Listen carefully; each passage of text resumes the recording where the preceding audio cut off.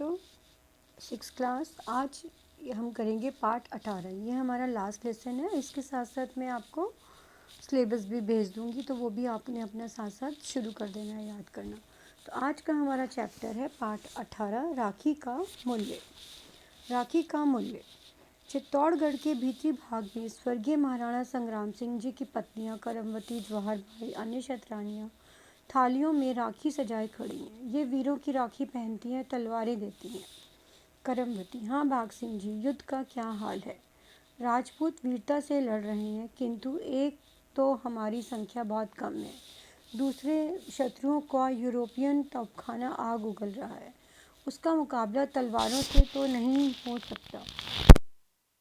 मरना है हमें, हंसते हंसते हम मरेंगे तो बहुतों को मार कर मरेंगे, पर दुख यही है कि मर कर भी मेवाड़ की मान की रक्षा ना कर पाएंगे। ये था हमारा पेज नंबर 147।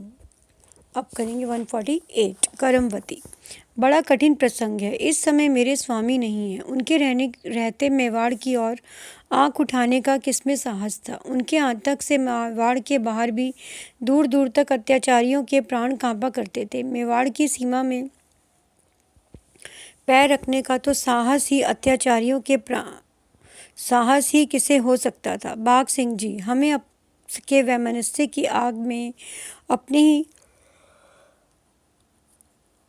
ही हाथों अपना सर्वस्व स्वाह कर दिया।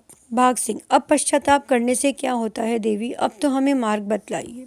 ऐसे प्रसंगों पर विवेक अनुशासन के चरणों पर झुक जाना चाहता है। करमवती: मुझे एक उपाय सूझा है। क्या? मैं हुमायूं को राखी भेजूंगी। हुमायूं एक मुसलमान को भाई बनाओगी? चौंकती क्यों हो जवाहर बाई? मुसलमान भी इंसान हैं, उनके भी बहनें हैं। सोचो तो बहन, क्या वे मनुष्य नहीं है? क्या उनके हृदय नहीं है? वे ईश्वर को खुदा माँ कहते हैं, मंदिर में न जाकर मस्जिद में जाते हैं। क्या इसीलिए हम उनसे घृणा करनी चाहिए?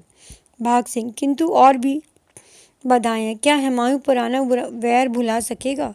सीकरी के युद्ध के जख्मों के निशानों को क्या आसानी से मिट सकेंगे? करमवती: हमारी राखी वह शीतल प्रलेप है जो सारे घाव भर देता है, वह वरदान है जो सारे वैर भावों को जलाकर भस्म कर देता है। राखी बांधने के बाद भी क्या कोई वैर विरोध याद रख सकता है? जवाहर बाई: मुसलमान भारत के शत्रु हैं। ऐसा ना कहो, ऐसा ना कहो। उन्हें भी भारत में जीना मरना है, हमारी तरह उनकी भी जन्मभूमि हो चुकी है। अब उन्हें काफिले में लाद कर अरब नहीं भेजा जा सकता। उन्हें रहना पड़ेगा और हमें उन्हें रखना होगा। वे हमें अपना समझें और हम उन्हें, वही स्वाभाविक है, वही उचित है।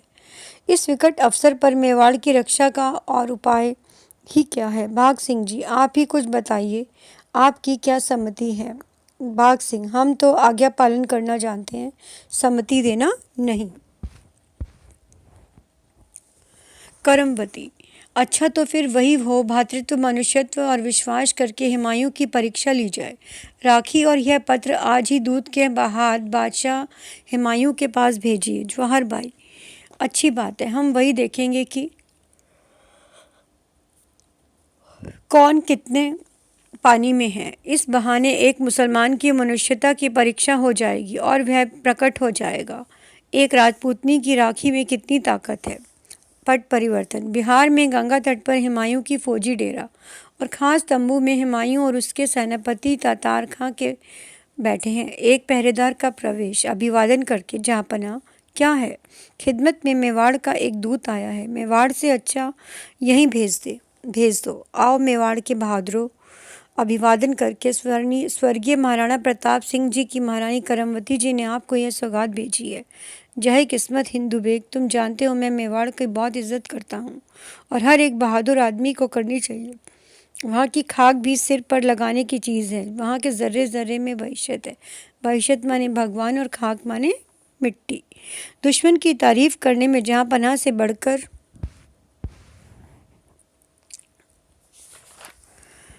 दुश्मन आंखों में से तअस्सुब का चश्मा हटाकर देखो। जिन्हें हम दुश्मन समझते हैं वे सब हमारे भाई हैं। हम एक ही खुदा के बेटे हैं। तातर खां: देखूं तो इसमें क्या लिखा है? हुमायूं पत्र पढ़ते पढ़ते क्या सपना देखने लगे जहाँपनाह? महारानी करमवती ने क्या जादू का पिटारा भेजा है? सचमुच हिंदू बेग, उन्होंने जादू का पिटारा भेजा है।